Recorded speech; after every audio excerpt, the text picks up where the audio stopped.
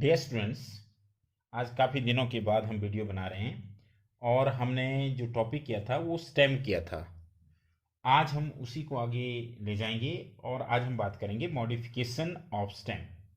अब स्टेम की मॉडिफिकेशंस क्या क्या होती है, इनकी आज हम बात करने जा रहे हैं कि स्टेम क्यों मॉडिफाई करता है।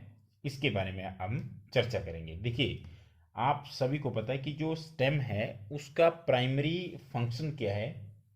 वो इस तरह से ब्रांचेस को स्प्रेड आउट करता है ताकि प्रॉपर उन्हें सनलाइट मिले या लीव्स को, फ्लावर्स को, फ्रूट्स को होल्ड कर सके। दूसरा क्या करता है, वो वाटर और मिनरल की कंडक्शन में मदद करता है। अगर इसके अलावा कुछ और काम करने के लिए उसकी बॉडी में कुछ चेंजेस हो तो हम कह सकते हैं कि उसमें मॉडिफिकेशन हो रही है। मीन्स द स्टेम में not always be typically like what they are expected to be. They are modified to perform different functions. अब वो different functions कौन कौन से हैं, क्यों modify होते हैं, मतलब स्टेम में कुछ चेंजेज होती है, उसकी जो बॉडी होती है, उसका जो स्ट्रक्चर होता है, उसमें कुछ बदलाव आते हैं। क्यों बदलाव आते हैं? ताकि वो अपने प्राइमरी फंक्शन के अलावा कुछ और काम कर सके। और वो क्या क्या काम होते हैं, इनकी डिस्कशन आज हम करने जा रहे हैं कि वो किस तरह की मॉडिफिकेशन दिखाता है। तो देखिए, अगर आप अपने चारों ओर देखें तो हमारे पास कई ऐसे अंडरग्राउंड स्टेम्स होते हैं। जैसे पोटैटो, आप सभी जानते हैं, पोटैटो आप सभी ने देखा हुआ है। या जिंजर, जिसे अदरक कहते हैं। या हल्दी, दैट इज टर्मेरिक। जमिकन, which is also known as elephant foot. Colocasia, कचालू या अरबी जिसे कहते हैं। तो ये जब आपने स्टेम देखे होंगे, ये कैसे स्टेम्स होते हैं सारे, ये अंडरग्राउंड स्टेम होते हैं। अब अंडरग्राउंड स्टेम का मतलब है कि ये जमीन के अंदर होते हैं। वैसे स्टेम आपने देखा कि जनरली जो होता है ये स्टेम के ऊपर होता है। और ये जो स्टेम है, जैसे आप बात कर रहे हैं पोटैटो की या जिंजर की, टर्मरिक की, जमीकंद, कोलोकेजिया, ये कैसे स्टेम है? अंडरग्राउंड स्टेम है। अब ये कैसे मॉडिफाई करते हैं? ये इस तरह से मॉडिफाई करते हैं ताकि ये क्या कर सकें, फूड को स्टोर कर सके। क्लियर? तो जो अंडरग्राउंड स्टेम्स होते हैं वो मॉडिफिकेशन दिखाते हैं just to store the food. अब ये ऐसा नहीं है कि इनका केवल एक ही काम है कि ये फूड को स्टोर कर सके, उसके लिए मॉडिफाई होते हैं। इसके अलावा इनका एक और काम होता है, दैट इज पेरिनेशन। पेरिनेशन का मतलब क्या होता है? To tide over unfavourable conditions. आपने देखा होगा कि क्या करते हैं, हम आलू एक सीजन का रखें और दूसरे सीजन तक उसे रखें तो हम उसको दूसरे सीजन में लगा सकते हैं और उससे प्लांट ग्रो कर जाएंगे।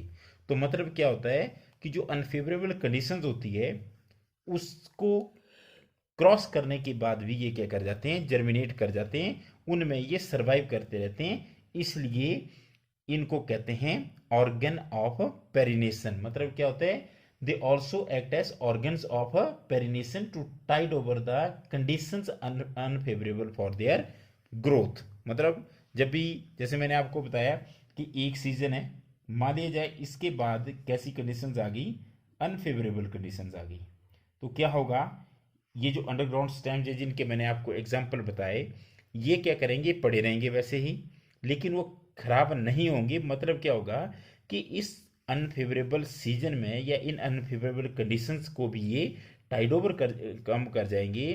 और इसका मतलब है कि ये क्या करेंगे, उसके बाद भी ये ग्रो कर जाएंगे।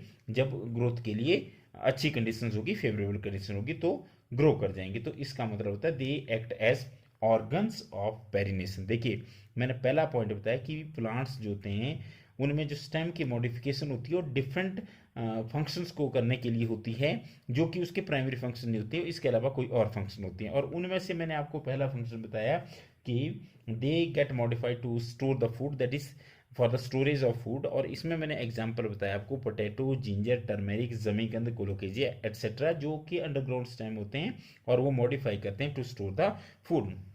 They also act as organs of pollination. It means they can survive the unfavorable conditions, मतलब जो ग्रोथ के लिए अनफेवरेबल कंडीशंस होती है उनको भी ये सर्वाइव कर जाते हैं। अब इसके अलावा जो तीसरी ये मॉडिफिकेशन दिखाते हैं, ये स्पोर्ट के लिए दिखाते हैं। देखिए इसमें मैं आपको एक एग्जांपल दे रहा हूँ, स्टेम टेंड्रिल्स। क्यों? क्योंकि हम टॉपिक पढ़ रहे हैं स्टेम, तो हम जो टेंड्रिल्स की बात करते हैं वो है स्टेम टेंड्रिल्स। अब देखिए स्टेम टेंड्रिल क्या होगी, दिस अराइज फ्रॉम या दिस ग्रो फ्रॉम एक्सिलरी बड। ये भी देखिए बहुत इंपॉर्टेंट है, जिसे एक्सिलरी या एक्सिलरी बड। आपको होता है एक्सिलरी बड, जैसे ये है और ये लीफ है सपोज करें, तो एक्सिलरी बड यहां पर होगा और इस एक्सिलरी बड से जो थ्रेड की तरह एक स्ट्रक्चर अराइज होता है उसे कहते हैं टेंड्रिल। ये है कौन सी टेंड्रिल है? Stem tendril.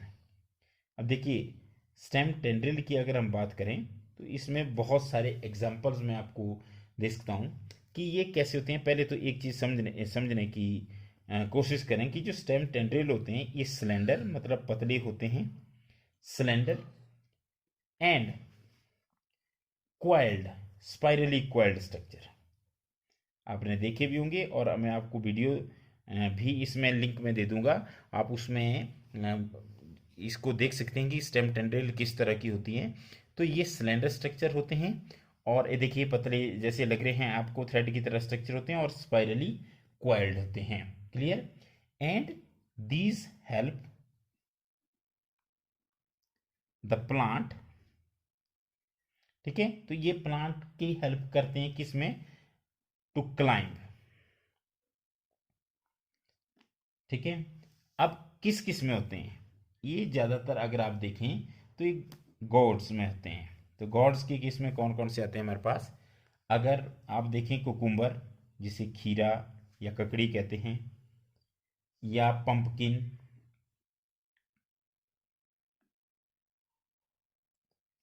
या वाटरमेलन, इनमें जो टेंड्रिल होती है वो कैसी टेंड्रिल होती है? वो स्टेम टेंड्रिल है। आगे आप एक लीफ टेंड्रिल भी पढ़ेंगे, लेकिन कुकुम्बर में, पंपकिन में और वाटरमेलन में आपको एक लिंक प्रोवाइड कर दिया जाएगा, आप ये टेंड्रिल आसानी से उस वीडियो में देख सकते हैं। केवल आपको टेंड्रिल के लिए ही एक अलग से वीडियो पोस्ट कर दिया जाएगा, तो आप उसमें जरूर देखें कि किस तरह से थ्रेड की तरह जो स्ट्रक्चर्स होते हैं, स्पाइरली क्वाइल्ड होते हैं, सिलेंडर स्ट्रक्चर्स होते हैं, वो क्या होते हैं? उनको होते हैं स्टेम टेंड्रिल। और एक बहुत इंपॉर्टेंट चीज़ है कि स्टेम टेंड्रिल जो होता है वो कहाँ से अराइज होता है? वो एक्सिल से अराइज होता है, मतलब this arise from the axillary bud. और स्टेम टेंड्रिल का काम है क्या होता है कि ये क्या करते हैं, सामने वाली जो सपोर्ट होगी उसको पकड़ करके इनको प्लांट्स को इनको उसमें क्या करेंगे, क्लाइंब करने में मदद करेंगी। अब इसके अलावा जो एक्सिलरी बर्ड्स होते हैं, जैसे मैं एक आपको एग्जांपल दे रहा हूँ, बोगेनविलिया, आपने नाम सुना होगा।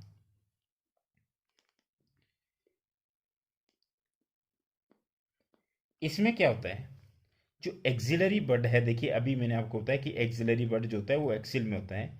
एक्सिलरी बड्स क्या कर जाते हैं, वो मॉडिफाई हो जाते हैं, दे get modified into woody straight and pointed structures. और इन पॉइंटेड स्ट्रक्चर को क्या कहा जाता है? थॉर्न्स। देखिए थॉर्न्स क्या हुए, अब बिल्कुल सिमिलर हम इसी में चलेंगे, ये भी आपको वीडियो में नज़र आ जाएगा कि बोगनवेलिया में किस तरह से थॉर्न्स होते हैं। मान लिया जाए ये लीफ है, सपोज कीजिए, ये देखिए ये लीफ है, तो यहाँ से एक पॉइंटेड स्ट्रक्चर निकलेगा जो वुडी होगा, पॉइंटेड होगा और स्ट्रेट होगा। ये स्ट्रक्चर क्या है? ये थॉर्न है। और ये थॉर्न का काम क्या है? वो प्रोटेक्शन होता है, मतलब किससे प्रोटेक्ट करते हैं? They protect plants from the browsing animal, जो चरने वाले होते हैं, जो प्लांट्स को खा जाते हैं, उन एनिमल से क्या करते हैं? थॉर्न्स जो होते हैं उनको प्लांट्स को प्रोटेक्ट करती है, means they protect the plants from browsing animals.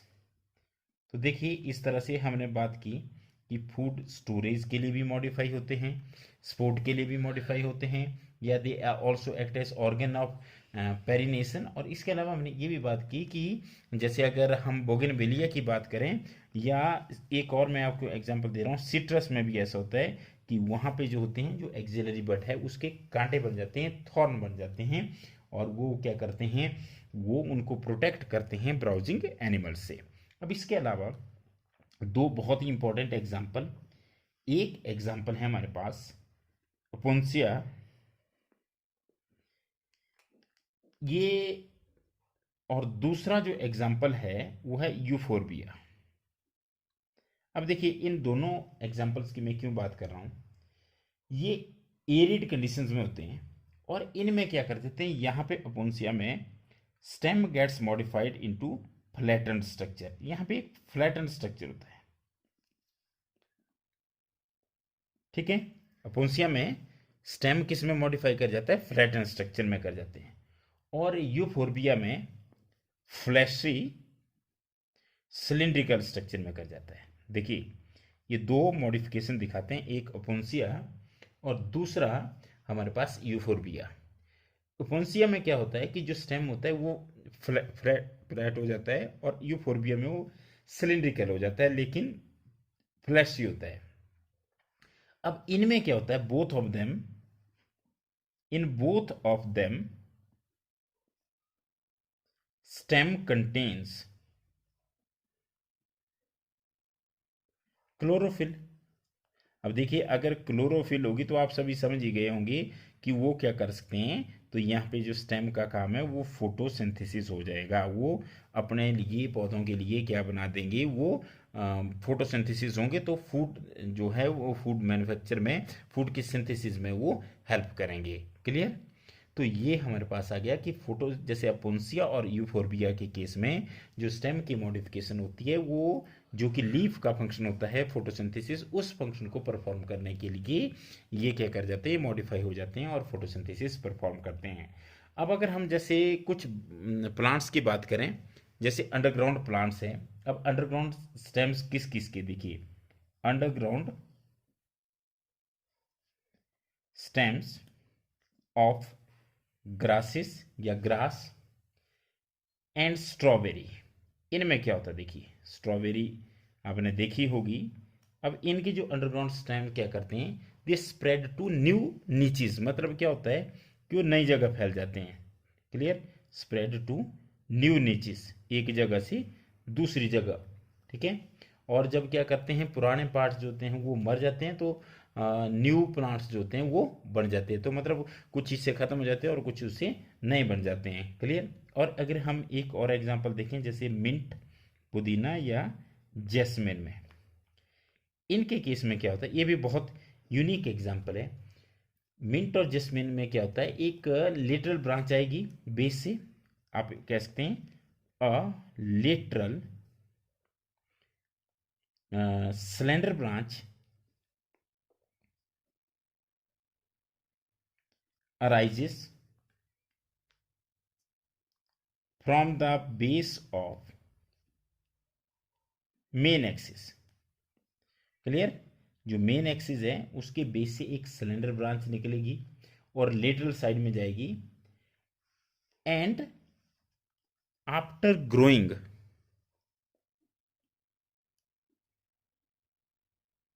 For some time, ठीक है, थोड़ी सी ऊपर को ग्रो करेगी, ठीक है ना, तो क्या करेगी, इट आर्क डाउनवर्ड्स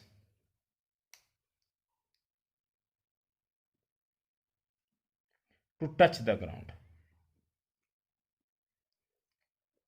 मतलब क्या होगा कि एक लेटरल ब्रांच निकलेगी उससे, जैसे अगर मैं यहाँ पे एग्जांपल बनाऊँ, मान लीजिए ये है हमारे पास, तो एक ऐसी लेटरल ब्रांच आएगी मेन, ये सपोज करें मेरे, तो एक लेटरल आएगी, ये थोड़ी देर ऊपर चलेगी, फिर ऐसे नीचे आ जाएगी, फिर ऊपर जाएगी, फिर ऐसे नीचे आ जाएगी, तो ये भी प्रोपेगेशन में क्या करती है, मदद करती है। क्लियर है। और इसे क्या कहते हैं, ये हमारे पास क्यों मॉडिफिकेशन दिखाते हैं, ये मॉडिफिकेशन दिखाते हैं वेजिटेटिव प्रोपिगेशन के लिए। जैसे मैंने आपको बताया कि स्ट्रॉबेरी और ग्रास में क्या होता है कि पुराने हिस्से जो होते हैं ख़त्म हो जाते हैं और नए हिस्से वहाँ पे नई जगह पे कर जाते हैं, वो स्प्रेड करते हैं और वहाँ पे नए प्लांट्स बना देते हैं। और मिंट और जैस्मिन में मैंने आपको बताया कि इनमें बड़ी यूनिक होती है कि जैसे मेन एक्सिस के बेस से क्या करेगी, लेटर ब्रांचेज निकलेगी, फिर वो लेटर ब्रांचेज थोड़ा ऊपर तक ग्रो करेगी, उसके बाद वापस नीचे को मुड़ जाएगी, मतलब बैंड कर जाएगी, आर्क चाप बना देगी नीचे को, और फिर ग्राउंड को टच करेगी, वहाँ से नहीं निकल जाएगी। अब इसमें मैं आपको एक बहुत ही यूनिक एग्जांपल देने जा रहा हूँ, वो है एक पिस्तिया। पिस्तिया, जिसे पिस्तिया भी कह सकते हैं आप, या इसोर्निया, EICHH, क्लियर, यहाँ पे H डबल होगा, इसोर्निया। इनके केस में क्या होता है, देखिए दो एग्जाम्पल है, एक पिस्तिया और दूसरा है हमारे पास इसोर्निया।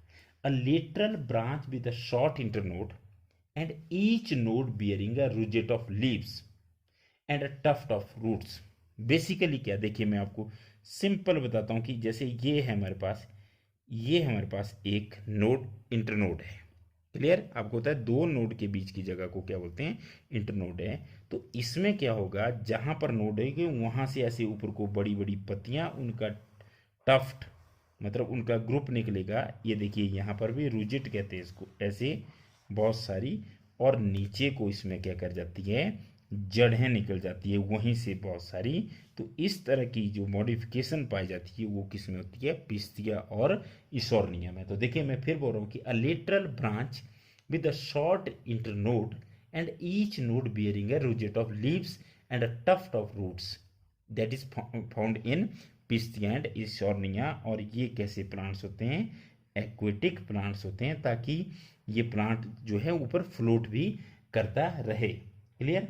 और अगर हम बनाना की बात करें या पाइनएप्पल की बात करें, देखिए अगर हम बनाना की बात करते हैं या पाइनएप्पल की बात करते हैं तो उनके केस में क्या होगा, जैसे अगर हम देखें बनाना या पाइनएप्पल, जिसे अनानास भी कहते हैं, या एक और गुलदाउदी जिसे कहते हैं क्राइसेंथेमम, इनके केस में क्या होता है, देखिए ये तीन, और इनमें भी एक मॉडिफिकेशन होती है। जो लेटरल ब्रांचेज होती है, लेटरल ब्रांचेस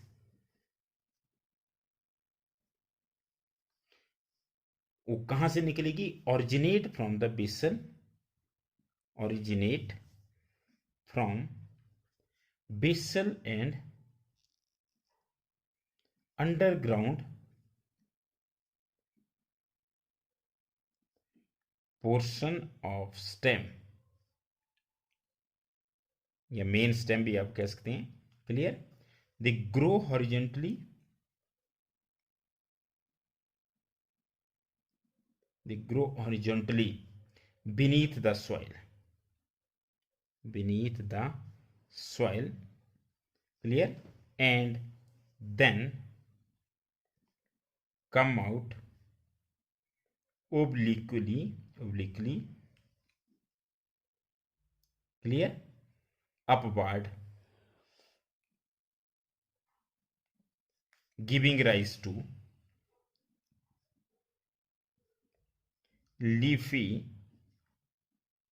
shoots, क्लियर। देखिए क्या हुआ, इसमें क्या होता है, देखिए मैं आपको बिल्कुल सिंपल समझाने जा रहा हूं कि जैसे मान लीजिए ये हमारे पास एक प्लांट है, ठीक है।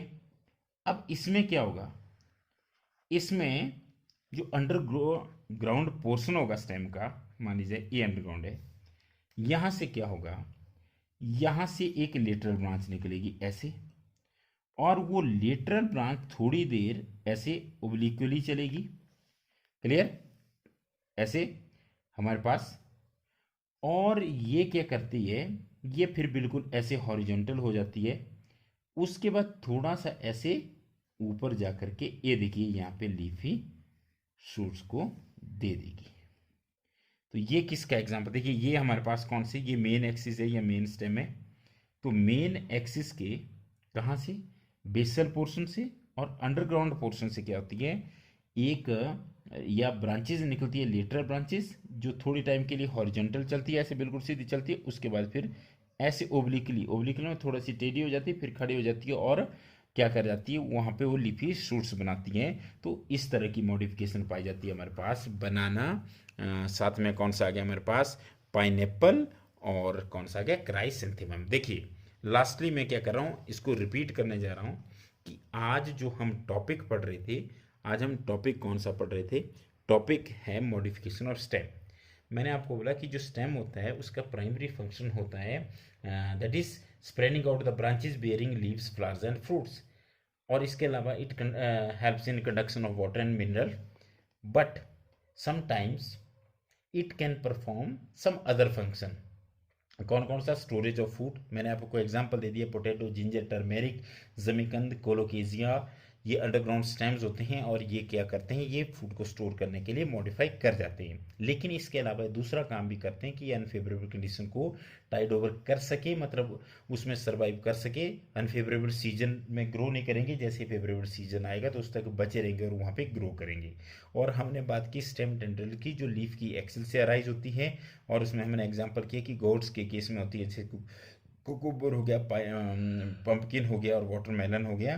तो इनसे cylinder spirally coiled thread like structures निकलते हैं और उसको क्लाइंबिंग में मदद करते हैं। और बोगनवेलिया, और अगर सिट्रस की बात करें तो वहाँ पे जो एक्सिलरी बड है वो एक पॉइंटेड स्ट्रक्चर बना देता है, मतलब कांटा बना देता है, और इन्हें थॉर्न्स कहते हैं। और थॉर्न जो होते हैं उनकी प्रोटेक्शन करते हैं ग्रेजिंग एनिमल से या ब्राउजिंग एनिमल से। और अपोन्सिया और यूफोर्बिया, ये ऐसे प्लांट्स होते हैं जो एरिड कंडीशंस में होते हैं, मतलब जहाँ पर पानी कम होता है। और ये क्या करते हैं, अगर अपोन्सिया में बात करें तो इसका जो स्टेम है वो फ्लैट हो जाता है, और अगर हम यूफोर्बिया की बात करें तो वो सिलिंड्रिकल हो जाता है, और इनमें क्लोरोफिल होती है जिसकी वजह से फोटोसिंथेसिस का फंक्शन परफॉर्म करते हैं। फिर हमने बात की कि ग्रास और स्ट्रॉबेरी की केस में क्या होता है कि जो हमारे पास जो स्टेम होता है, अंडरग्राउंड स्टेम्स होते हैं, वो नई नई चीज़ में नई जगह पे क्या कर जाते हैं, वो स्प्रेड कर जाते हैं, और फिर ओल्डर पार्ट जो है वो मर जाते हैं। ठीक है, when the older parts die new plants are formed. Clear, जैसे ही पुराने खत्म होंगे तो नए बन जाएंगे वहाँ पर। इसके अलावा अगर हम मिंट और जैस्मिन की बात करें तो वहाँ पे सिलेंडर ब्रांचें निकलती है बेस से, वो थोड़ी देर के लिए ऊपर जाती है, फिर उसके बाद वापस ज़मीन पर आती है, ज़मीन को टच करती है, वहाँ से फिर वही प्रोसेस करता रहेगा। तो इस तरह से वो आगे आगे ग्रो करते जाएंगे, वेजिटेटिव प्रोपिकेशन होती जाएगी। इसके अलावा हमने बहुत इंपॉर्टेंट एग्जाम्पल किया पिस्तिया और इसोर्निया।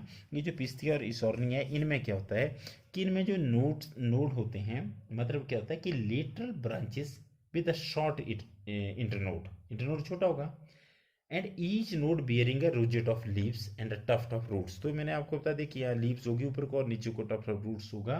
ठीक है, ये उनको फ्लोटिंग में क्या करते हैं, मदद करते हैं, क्योंकि ये एक्वेटिक प्लांट्स होते हैं। फिर लास्टली हमने एग्जांपल की बनाना, पाइनएप्पल और क्राइसेंथेमम की, जिसमें हमने देखा कि जो लेटरल ब्रांचेज होती है वो बेसल और अंडरग्राउंड पोर्शन से निकलती है, थोड़ी देर वो हॉरिजेंटल चलती है, उसके बाद क्या करती है, वो ओब्लिकली बाहर आ जाती है, और फिर वो लीफी शूट्स को क्या कर देती है, बना देती है, they give rise to the leafy shoots. तो इस तरह से आज हमने बात की मॉडिफिकेशन ऑफ स्टेम की। अगले वीडियो में हम बात करने जा रहे हैं द लीफ की। Thank you very much.